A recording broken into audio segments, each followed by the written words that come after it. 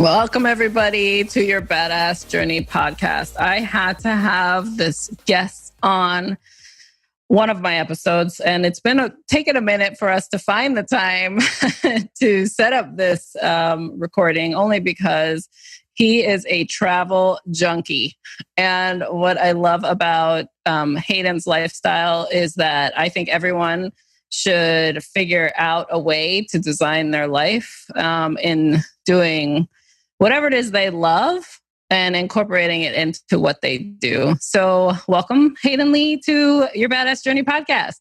Hi, it's so weird being on the other side of this instead of just listening. Strange, but well, as a podcaster yourself, I know you share a lot with your listeners, but in order to let my listeners know, your background, can you share a little bit about how you got to where you are today and what your current focus is?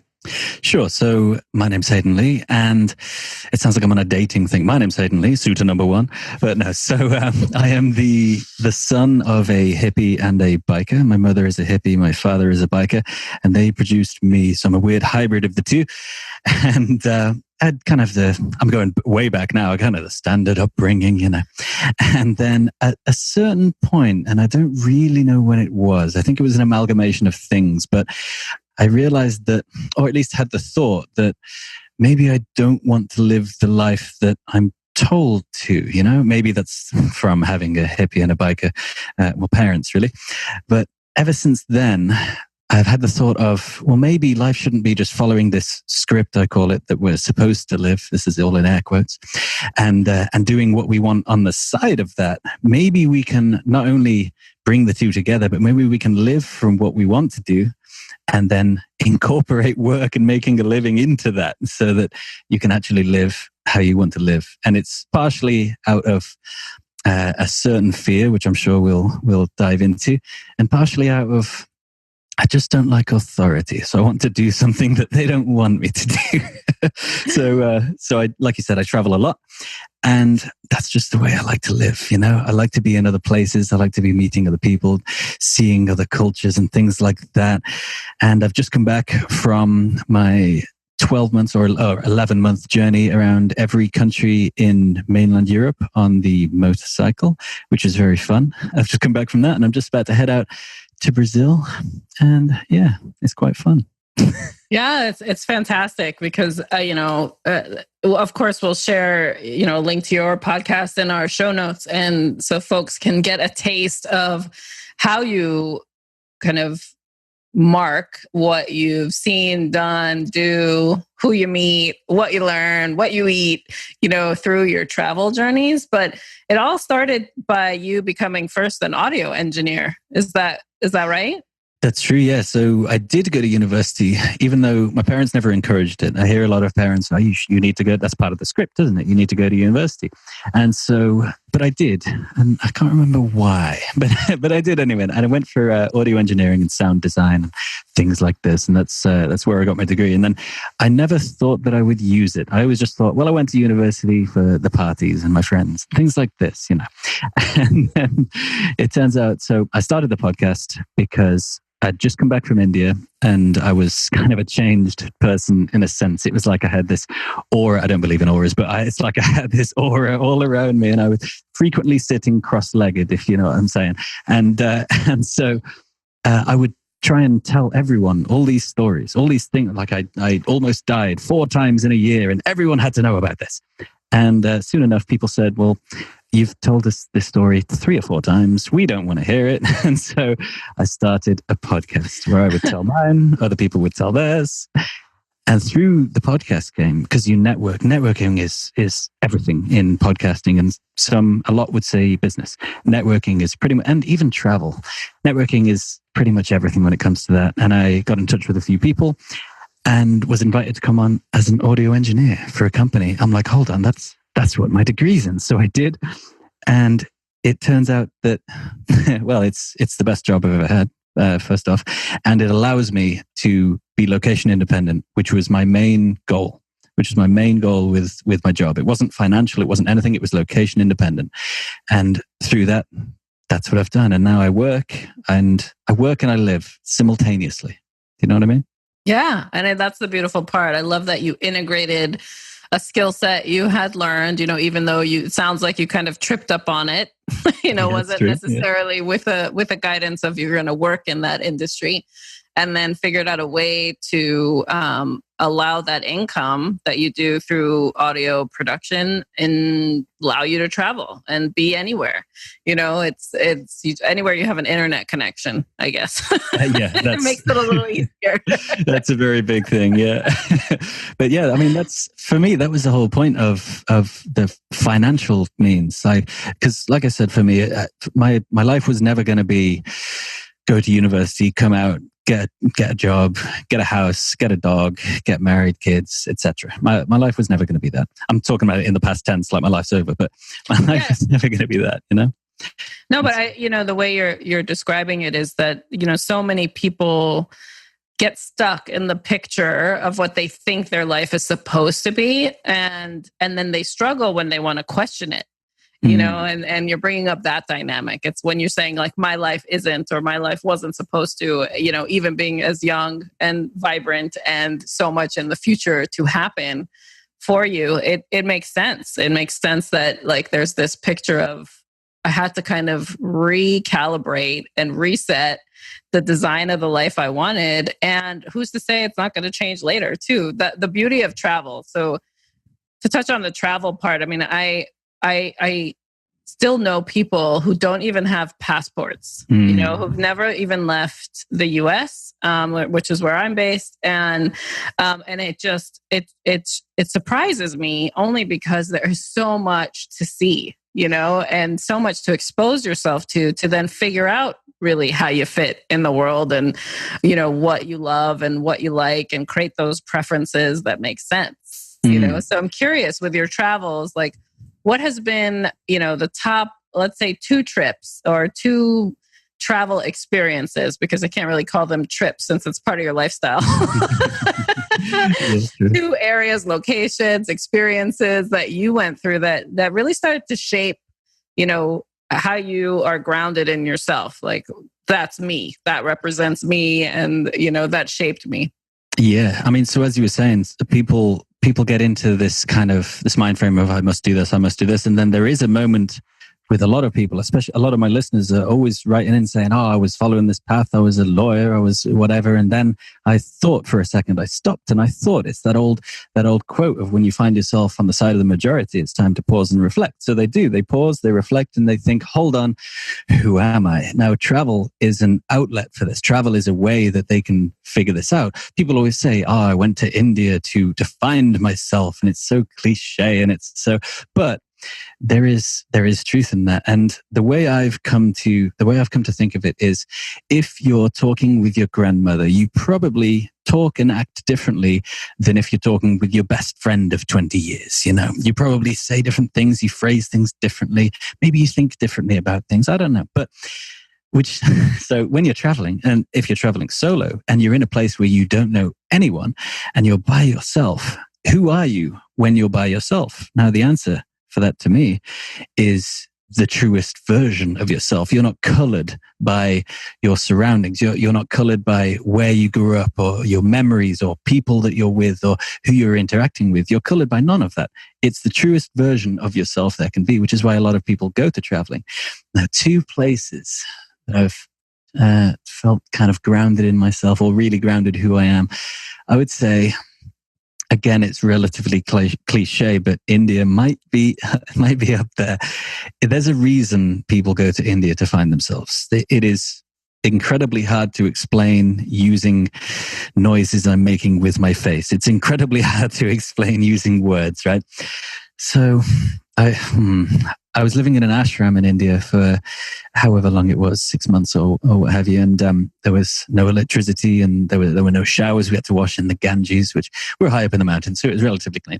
But it was that type of existence. We were eating real food. We were doing real things. We were being with ourselves. And I mean, to someone in New York, that sounds like the opposite, And it's simplicity is what it brings into play. Yeah. Exactly. It's stripping away. It's a lot like what you do in, say, in business, for example. If you're trying to find out the fault in a system, if you're trying to find out how to make something more agile, something like this, then you strip away to the bare components and you go, right, okay, let's have a look at this now without any of that extra stuff on. That's what going to India is doing for you. That's what going to anywhere in the outback is doing for you. It's stripping away so you're just with you.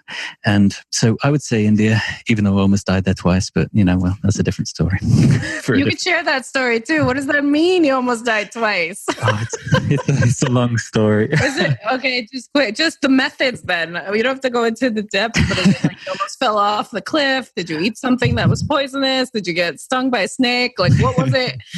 Okay, so there were 4 times in that year. So the Cliff Notes version are truck, car, truck, car, drowning, and what was the other one? Dengue fever. So, oh wow! So with a truck in the car. Were you on your bike? That was in Australia, and so the one time the truck, we were in a car and we were just going over this hill, and there was a bit of a traffic jam, but they were stopped at the lights, and my dad saved my life without him even knowing. Right. So when I was growing up, when I was learning to drive, he was teaching me, and he would say, he would ask me, what color is the car behind? And I had to know. I wasn't allowed to look. So it was always looking in the rearview mirror, Yeah. And so that's a compulsive thing I do when I'm driving now. And so I was stopped at these lights, and I looked in the rearview mirror. There's a truck. Just, man, its brakes were on, but there was just, it's all this smoke coming out of the brakes. It wasn't going to stop. Mm-hmm. And so in a split second, I just moved straight to the side, and maybe 1 second, maybe 2 after I'd moved to the side, it just went vroom, straight past where we were. It was seconds away, man. But I love those times. I have a strange. Makes you feel alive when you just escape death, right? Absolutely. And there's an energetic response in that for sure. 100%, man. There's nothing better than that. I live for those moments, man. I live for the bad things. I've got a weird kind of theory on bad things and good things and bad things that happen and things like that. But my theories get a bit crazy, but. Well, I think you live for the escape of the bad things. Like, it's like you don't mind them showing up, just knowing you a little bit and listening. So it's like, it's the moment right after that. It's just like the whew. I did it, or it's like that was a close one. I feel alive right now. Yeah, right? Like exactly. It's that adrenaline. 100%. And like the way I see it, either something good happens or you have a good story. That's it. Mm-hmm. That's one of 2 options. It's like I always say about, you've got me talking now, I'm never going to stop. So it's it's like I say about if you're on a plane going from, let's say, Australia to Indonesia, something like that, right? And then you get in, this is option 1, you get in the plane and everything is fine. You safely arrive at your destination. That's just Wednesday, right? But then if you get in the plane and then something happens and oh no, and then an engine goes and then you plummet into the water and then oh no, you have to go to an island and then you figure out how to live and then eventually you get saved. That is better than just Wednesday. Do you know what I mean? That's how I want to live. Yeah. Well, that's living. It's so true. And I think most of us have come so accustomed to so-called comforts, right? Where it's like, oh my God, I have to have internet access and I need to be online and see who's messaged me and then respond to this email. And, oh, they left me a voicemail. I got to go to this meeting, right? Like there's this repetition of a box that you can easily live in if you don't shut it off and just be in life's moment, and it's the beauty of the path you're on because you're constantly making sure, because that's the number one thing for you to feel as if you are yourself, is to make sure you're putting yourself in situations that are different. You thrive in variety, right? Like, and also just saying, okay, like this is me right now and it might be a bad moment, but I'm not going to let it ruin the rest of what I can get out of the rest of time that I have, and they're beautiful life lessons in that, but it's also something that a lot of people have to work towards making sure they make the time to let that version of themselves shine.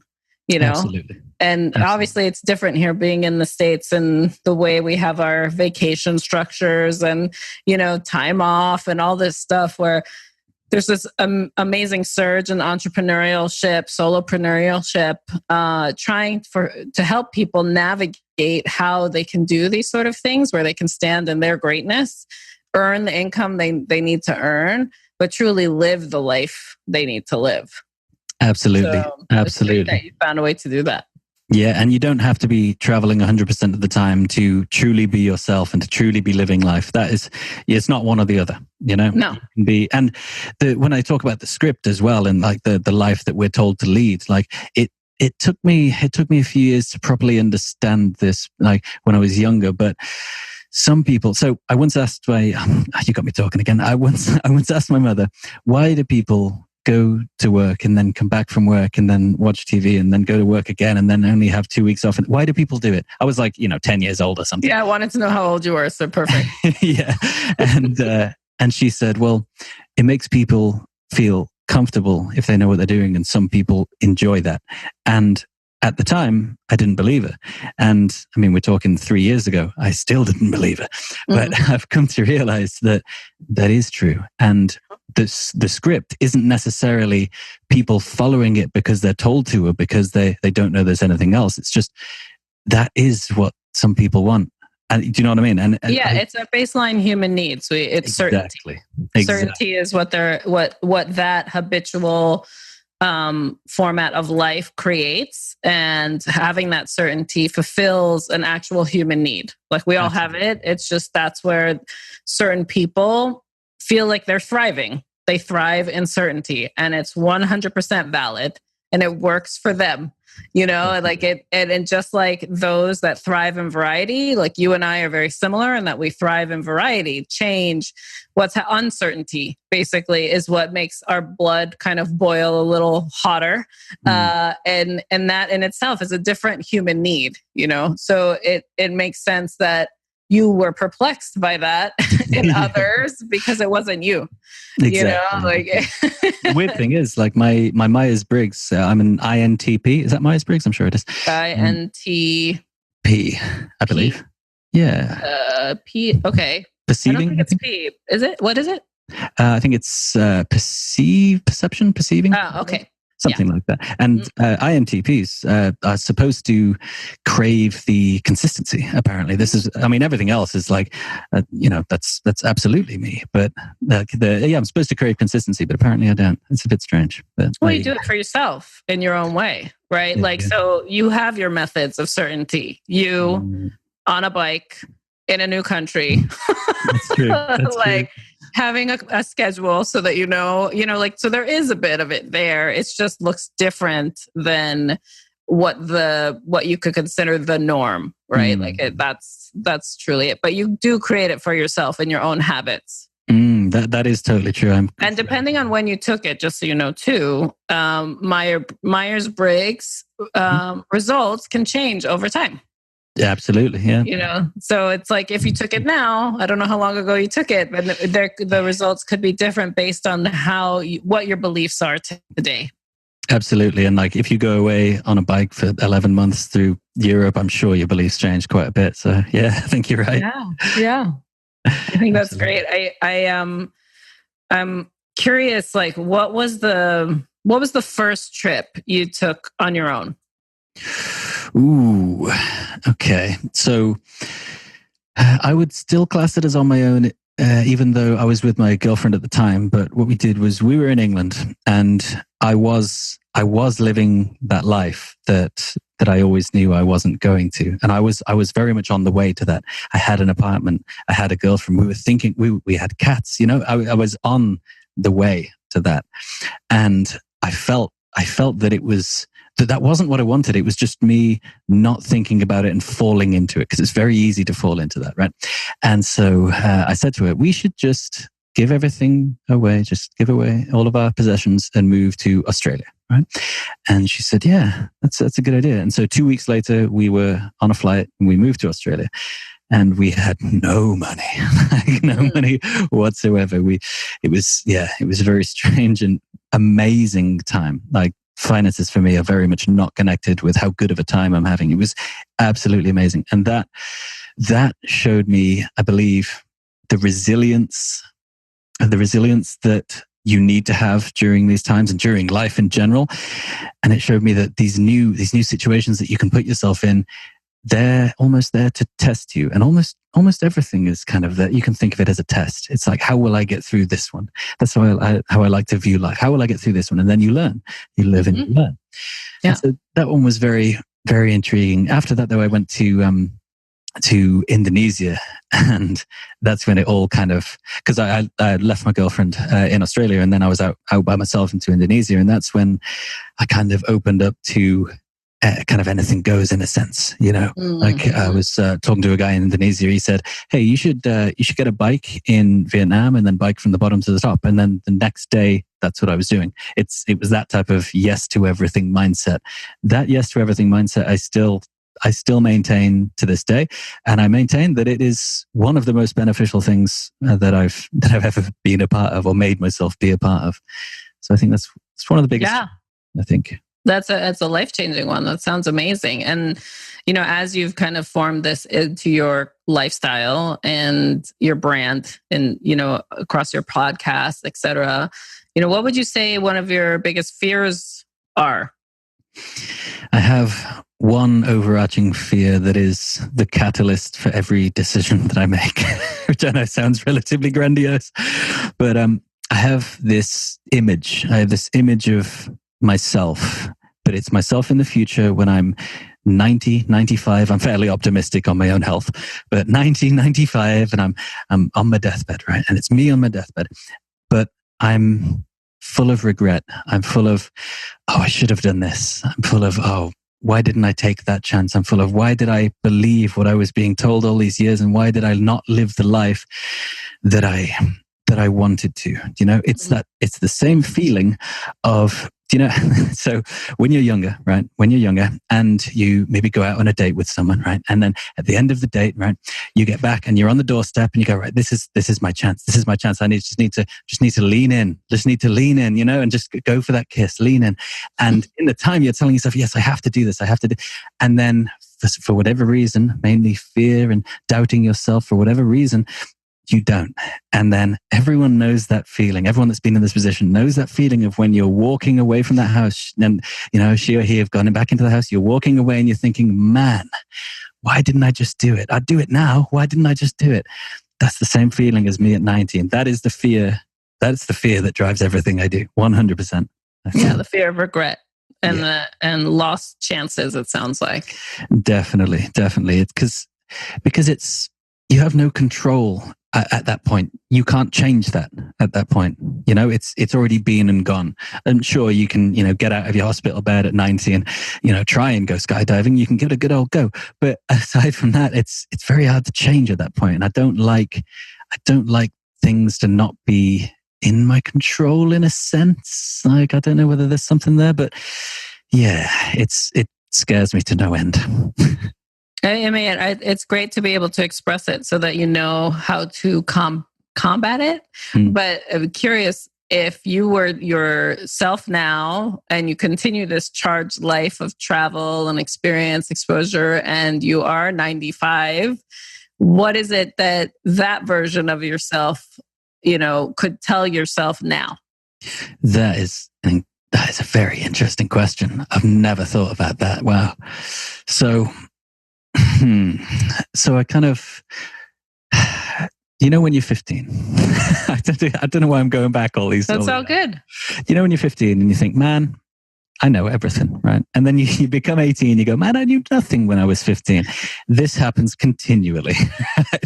And so you're 20, you go, man, I knew nothing. And then 20 to 25 is a big leap in maturity, I think. So when you're 25, you go, right, I really do know everything now.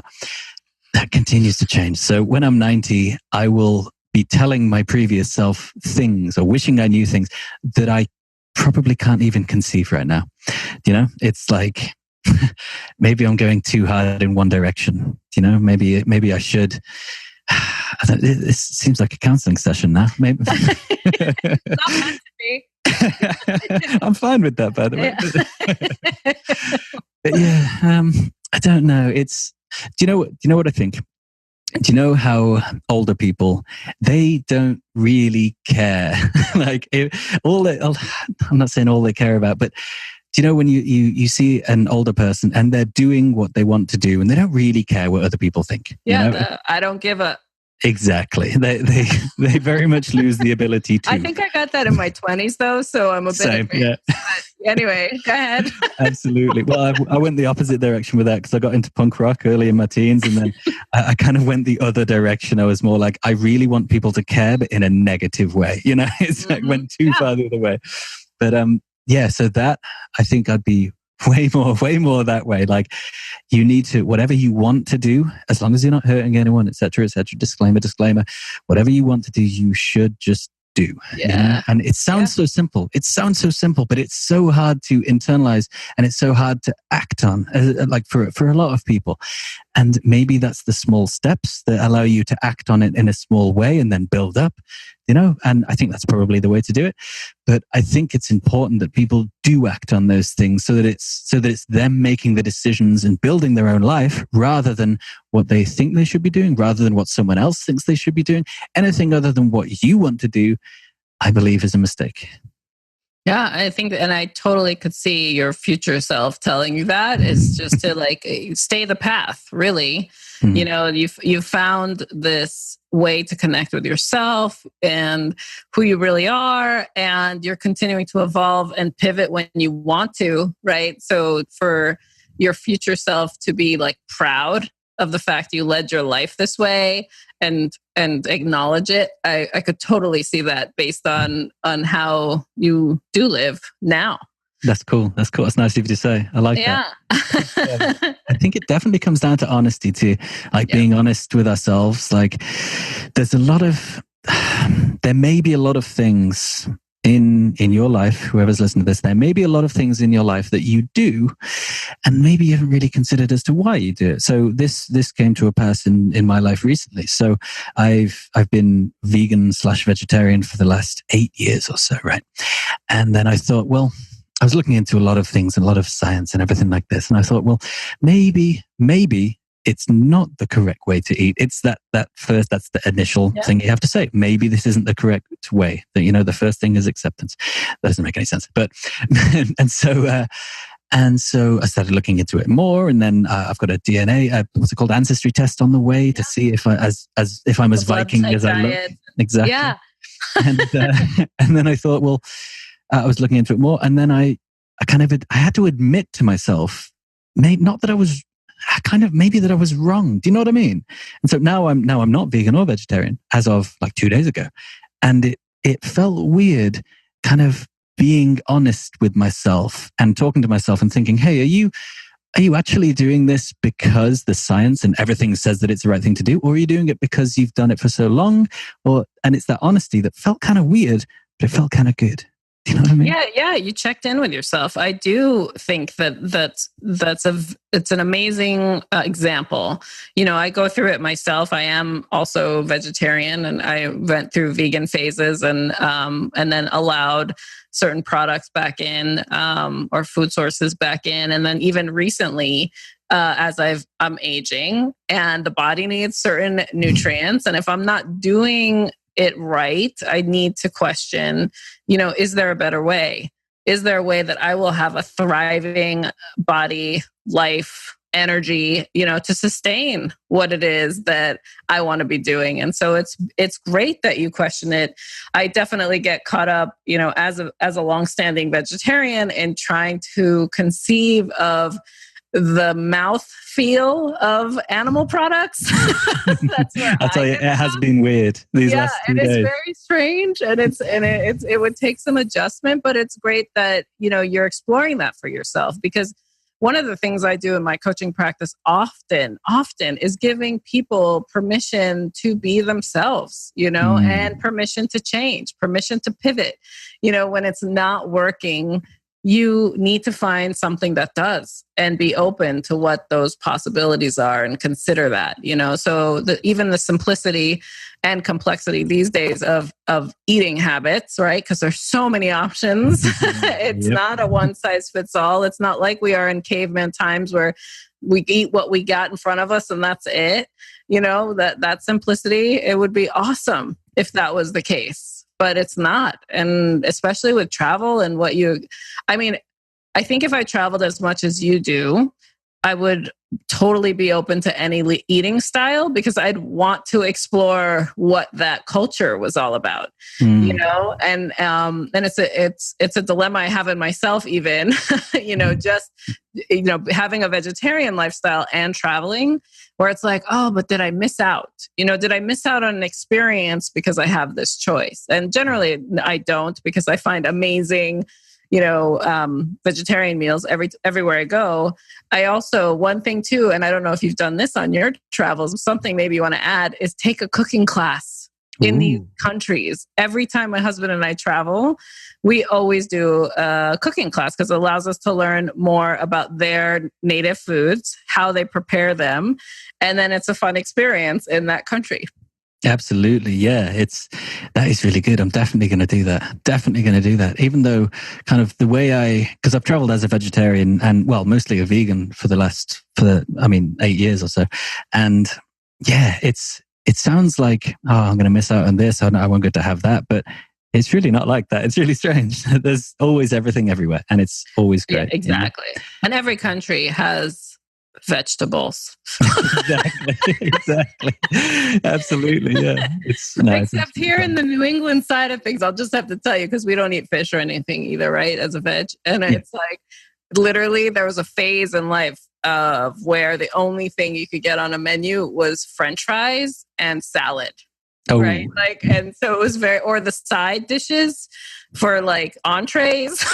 So It has gotten so much better and I'm very thankful for that. But that's why we also developed a great cooking style at home, So when we wanted something, fabulous, we could just make it ourselves.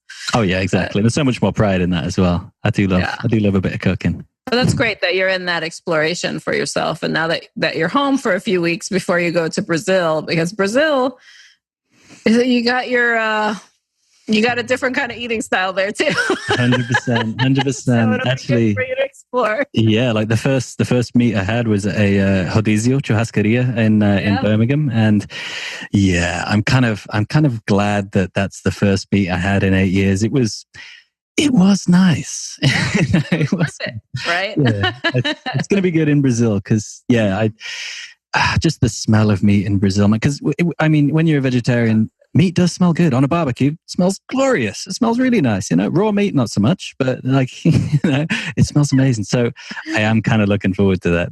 Yeah, it'll be part of your exploration. And then you can have a whole food segment of your podcast. So folks understand what that's like, I like that. Yeah, definitely. Oh man, this has been awesome. I'm curious, because of course this is all about your badass journey, which you stand in, every day. How do you define what a badass is? Ooh, well, so let's see. I would say that a badass is someone. Oh man, it's so hard to define because anything that I'm thinking of sounds so exclusive. Do you know? So I was going to say a badass is someone that does stuff that they want to do and doesn't let outside influence what they do and lives for themselves and does what's right for them and their family and everything like that. But that sounds like it excludes the learning of life, because you don't know everything. And maybe the thing that you feel is right now isn't right upon further learning. So it sounds like that's exclusive of that. So maybe there's a middle ground between doing what you want to do and knowing that it's right for you, but also being open to the learning of maybe it isn't right for me, and being open to yourself and being honest with yourself. And then if I can just add another, actually. So I was around at my nana's the other night, right? She's about, 147 or however old.